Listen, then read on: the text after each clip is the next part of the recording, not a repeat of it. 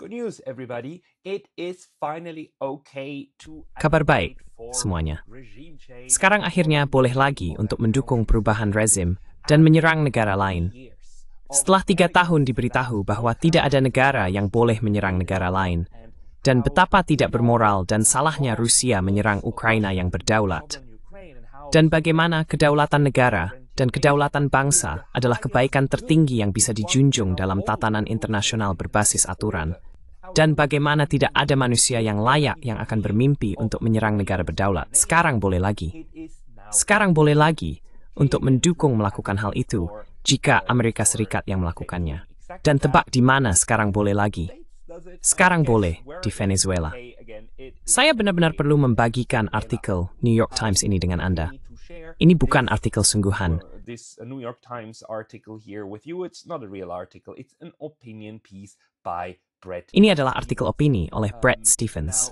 Sekarang, artikel opini jelas mengungkapkan pendapat orang-orang ini. Tetapi fakta bahwa orang-orang ini memiliki kolom opini ini memberitahu kita banyak tentang lingkungan propaganda saat ini di Barat. Siapa Bret Stephens? Bret Stephens, lahir pada tahun 1973, adalah seorang kolumnis konservatif, jurnalis, dan editor Amerika. Dia telah menjadi kolumnis opini untuk New York Times dan kontributor senior untuk NBC News. Sejak 2021, dia menjadi pemimpin redaksi pertama Sapir, sebuah jurnal percakapan Yahudi. Sebelumnya, Stephens adalah kolumnis urusan luar negeri dan wakil editor halaman editorial di Wall Street Journal, mengawasi halaman editorial edisi Eropa dan Asia. Of its European and Asian editions. From 2002 to 2004, he was editor Dari tahun 2004, dia adalah pemimpin redaksi Jerusalem Post. Di Wall Street Journal, Stephens memenangkan hadiah Pulitzer untuk komentar pada tahun 2013. Maksud saya, ini jelas merupakan makhluk yang langsung keluar dari rawa propaganda. Maksud saya, ini adalah salah satu propagandis utama. Seseorang yang tumbuh dalam lingkungan propaganda Amerika Serikat dan dirayakan oleh lingkungan itu dan sedang didukung serta dipamerkan. Dia juga seorang konservatif dan dia menerbitkan untuk New York Times surat kabar liberal ini yang menunjukkan tampaknya atau seharusnya menunjukkan bagaimana New York Times membiarkan berbagai suara berbicara di halamannya dan bagaimana New York Times sebenarnya mewakili spektrum luas dari berbagai opini politik. actually represents a vast spectrum of different political opinions. But fun fact, all of these people, when it comes to the Tapi, fakta menarik, semua berbicara tentang isu inti seperti intervensionisme dan perubahan rezim, semuanya sependapat. Baik Anda memiliki partai liberal yang mengomentarinya atau seorang konservatif seperti karya ini. Dan mari kita baca tentang ini. Maksud saya, inilah idenya. Judulnya adalah Gulingkan Maduro. Dan di sini pada dasarnya, Mr. Stephens berbicara langsung kepada Presiden terpilih Donald Trump dan mengatakan, sudah di paragraf pembuka, bahwa ada satu tujuan yang sudah lama tertunda dalam kebijakan luar negeri AS. Dan tujuan itu secara moral benar dan demi kepentingan keamanan negara kita, menggulingkan rezim Nicolas Maduro di Venezuela melalui diplomasi koersif jika mungkin, atau kekuatan jika perlu. Dan dia berbicara sesuai dengan pemikiran saya. And he speaks, to my mind, he chose Maduro and Venezuela as Dia memilih Maduro dan Venezuela sebagai target karena dia tahu bahwa Donald Trump masih memiliki perselisihan terbuka dengan Maduro. Pada tahun 2019, di bawah Donald Trump, AS mencoba mengubah rezim di Venezuela. Terakhir kali, ada protes besar di Venezuela dan AS mendukungnya. Muncul sosok baru ini, Juan Guaido, dan Amerika Serikat mendukungnya. Bahkan mengundangnya, dan Donald Trump berjabat tangan dengan Juan Guaido, serta mengakuinya sebagai Presiden Venezuela. Dan sekarang, kita berada di sini, dengan New York Times secara resmi mendorong perang agresi melawan Venezuela. Tapi mari kita telusuri artikel ini untuk memahami pola pikir orang-orang ini, dan seberapa jauh kita sekarang, sekali lagi, dari gagasan bahwa kedaulatan mengesampingkan semua dan setiap kepentingan keamanan atau lainnya dari negara-negara. security or other interests of states. Last week, Maduro was sworn in for a Minggu lalu, Maduro dilantik untuk masa jabatan ketiga selama 6 tahun setelah pemilihan yang curang pada bulan Juli lalu, yang menurut survei independen menunjukkan dia kalah sekitar 35 poin persentase. Sangat menarik bahwa New York Times tahu persis bagaimana pemilihan itu berlangsung. Mereka tahu jauh lebih baik daripada komite pemilihan. Mereka tahu jauh lebih baik daripada negara Venezuela. Mereka tahu bahwa Maduro kalah. Ini jelas karena ada tautan, dan jika Anda mengklik tautan tersebut, itu akan membawa Anda langsung ke halaman New York Times lainnya, yang kemudian mengklaim bahwa pemilihan itu kalah. Orang-orang ini bahkan tidak berusaha untuk memiliki kesan kredibilitas. Mereka hanya saling menautkan artikel dan menganggap itu sudah cukup.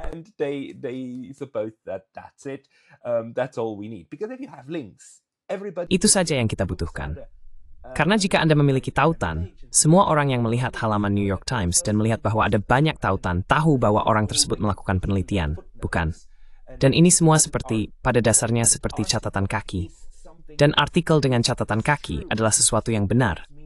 Karena catatan kaki berarti kebenaran, tautan berarti kebenaran. Oleh karena itu, lebih banyak tautan, lebih banyak kebenaran, cerita yang benar. Artikel tersebut kemudian memberitahu kita betapa curangnya rezim saat ini di Venezuela, dan bagaimana Maduro bukanlah seorang presiden. Dia hanyalah seorang diktator yang menduduki kursi ini, yang seharusnya diisi oleh sekelompok orang yang sama sekali berbeda. Dan dia mengeluh tentang semua kejahatan rezim Venezuela.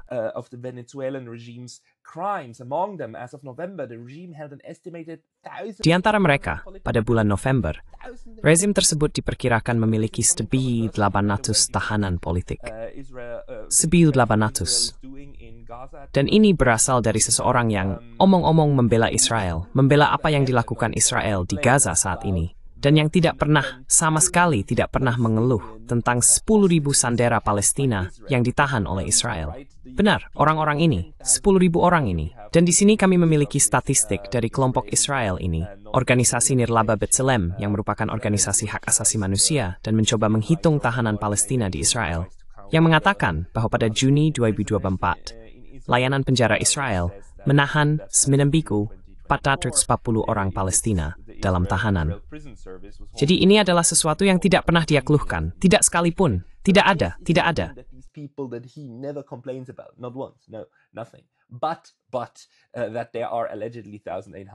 Namun, diduga ada 1.800 tahanan politik, bagaimanapun mereka didefinisikan di penjara Venezuela. Ini adalah sesuatu yang layak untuk campur tangan dalam proses politik internal Venezuela. Artikel tersebut sebenarnya juga menyebutkan bahwa banyak orang di Venezuela menderita malnutrisi, dampak dari malnutrisi, jutaan orang, dan artikel tersebut tidak menyebutkan sekalipun bahwa malnutrisi ini disebabkan oleh sanksi ekonomi yang dikenakan pada Venezuela oleh Amerika Serikat. Bukan oleh Perserikatan Bangsa-Bangsa, tetapi oleh AS, dan bahwa kebijakan AS lah yang memastikan malnutrisi dan ekonomi buruk kini di Venezuela. Ini adalah pola pikir orang-orang ini, bukan?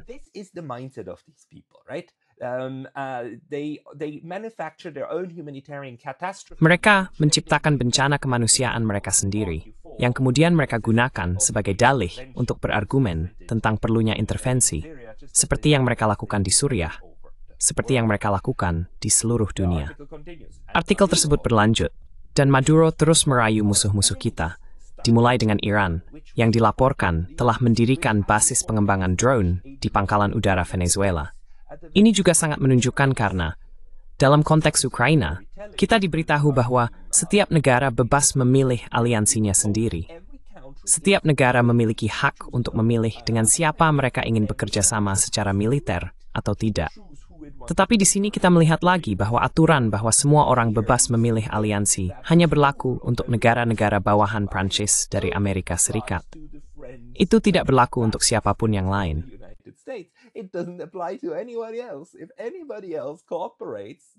Jika ada orang lain yang bekerja sama dengan negara-negara yang tidak disukai oleh Amerika Serikat, maka itu dianggap sebagai ancaman terhadap keamanan nasional AS dan perdamaian serta stabilitas global, dan harus segera diputuskan. Aturan untukmu, tapi tidak untukku. Kemudian dia bertanya kepada propagandis ini, apa yang bisa menjatuhkan rezim tersebut. Dia menceritakan beberapa hal yang belum berhasil menjatuhkan rezim sejauh ini, dan kemudian membahas apa yang harus dilakukan. Selalu ada kemungkinan kudeta, katanya, ketika berbicara tentang perkembangan internal di Venezuela. Namun, jajaran senior militer tetap setia dengan alasan yang baik. Pejabat senior telah lama dicurigai mengubah negara tersebut menjadi pusat global untuk perdagangan kokain dan pencucian uang, menurut artikel Wall Street Journal tahun 2015.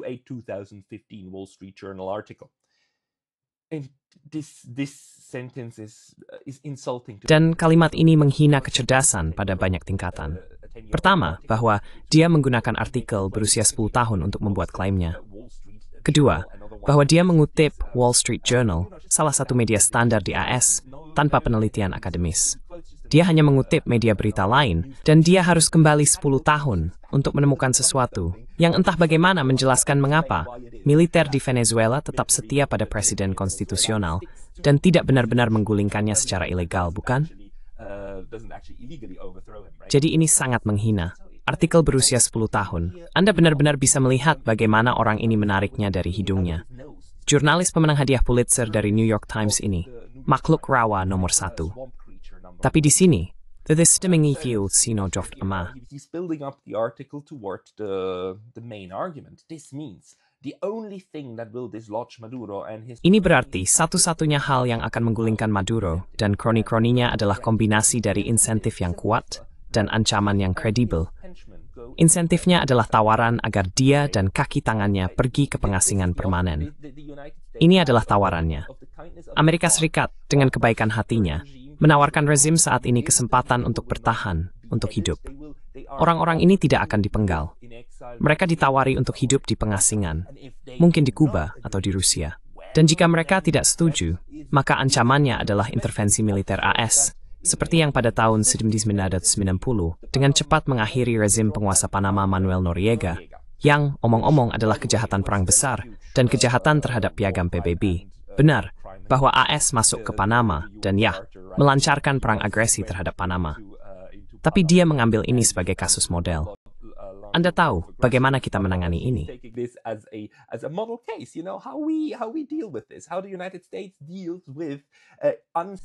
Bagaimana Amerika Serikat menangani negara-negara Amerika Selatan yang tidak patuh? Karena semua orang tahu bahwa Amerika Selatan jelas merupakan halaman belakang Amerika Serikat. Dan jika ada seseorang di halaman belakang itu yang tidak berperilaku sesuai dengan keinginan AS, maka itu bukan hanya hak, tetapi kewajiban Amerika Serikat untuk memastikan bahwa halaman belakang tetap bersih. Anda tahu, pergi dan membersihkannya. Seperti dengan Nicaragua, bukan? Hal yang sama. Orang-orang ini sangat mabuk dengan proyeksi kekuatan AS dan hanya kemampuan untuk menghancurkan negara lain dengan kekuatan AS, sehingga itu benar-benar menakutkan. Benar-benar sangat menakutkan. Dia melanjutkan, jika ini terdengar berperang, itu memang disengaja. Setidaknya dia mengakuinya.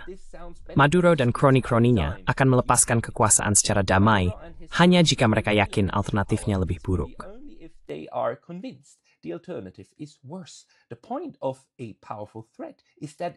Inti dari ancaman yang kuat adalah bahwa itu mengurangi kemungkinan harus melaksanakannya. Oke, seluruh strategi Anda dibangun di atas gertakan. Anda membangun strategi Venezuela Anda dengan menggertak melalui ancaman intervensi militer. Karena omong-omong, ancaman kekuatan juga tidak diizinkan di bawah piagam PBB. Ini juga merupakan sesuatu yang sudah melanggar hukum internasional. Tapi Anda mengatakan, tidak, ini perlu. Dan kemudian dia mengakui bahwa itu bisa salah. Bisakah sesuatu menjadi salah? Itu bisa salah. Dia mengakui bahwa jika kita harus Anda tahu, mengakhiri rezim kriminal yang menjadi sumber narkoba, migrasi massal, dan pengaruh Iran di Amerika, seharusnya tidak yang akan datang.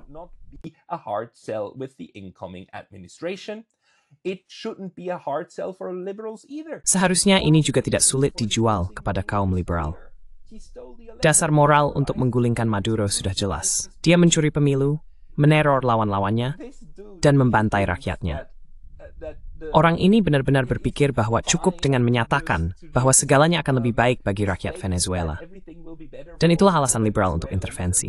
Dan bahwa, bencana kemanusiaan yang biasanya terjadi ketika Amerika Serikat menginvasi negara-negara seperti jutaan orang yang meninggal di Irak setelah Amerika Serikat menginvasi pada tahun 2003, bahwa semua itu hilang dan keluar dari pemikiran para bajingan intervensi ini, bahwa mereka hanya membuat kasus ini dan semuanya akan lebih baik. Anda tahu, mereka akan mencintai kita. Mereka akan tepuk tangan untuk kita. They're gonna love us. They're gonna clap for us. The people gonna love having the United States. Orang-orang akan senang jika Amerika Serikat membom mereka. Ini seharusnya tidak sulit dijual kepada kaum liberal. Maaf, saya sudah membaca yang ini. Berapa banyak lagi penderitaan yang harus dialami oleh orang-orang Venezuela? Dan seberapa parah krisis di belahan bumi ini harus menjadi sebelum mimpi buruk ini akhirnya berakhir. Anda bisa melihat belas kasih orang ini, bagaimana dia ingin menyelamatkan orang-orang Venezuela yang tidak bersalah. Itulah faktor pendorongnya. Menyelamatkan orang-orang Venezuela yang tidak bersalah. Meskipun 500 juta, 1 juta, atau lebih yang mungkin mati, cara intervensi AS ini selalu membawa penderitaan dan kehancuran besar. Tanyakan saja kepada orang-orang Chili, seberapa besar mereka menyukai kediktatoran militer yang datang setelah pemerintahan yang dipilih secara demokratis dari Tuan Allende pada tahun 1970-an.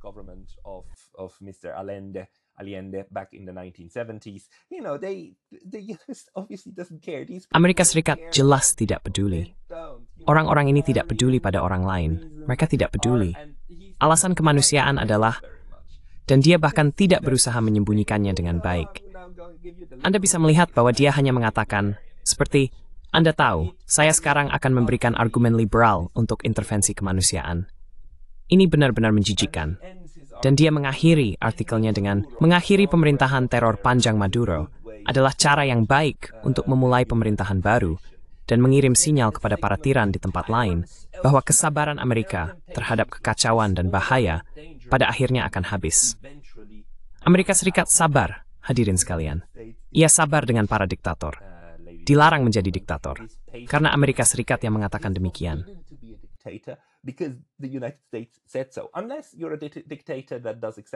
Kecuali jika Anda adalah seorang diktator yang melakukan persis apa yang diinginkan Amerika Serikat. Maksud saya, jika Anda adalah presiden yang tidak terpilih di negara lain, katakanlah seperti Ukraina, Anda semacam menangguhkan pemilihan dan hanya memerintah dengan dekret, maka itu tidak masalah. Itu tidak masalah. Anda bersama kami. Tetapi jika Amerika Serikat mengklaim bahwa Anda tidak memenangkan pemilihan, tetapi kalah dalam pemilihan, maka Anda harus pergi. Anda harus meninggalkan negara itu. Anda harus melawan diri Rusia atau Kuba. Jika tidak, Amerika akan datang dan mengambil Anda dengan paksa. Dan itulah international bersih satuan unuh. Hadirin sekalian.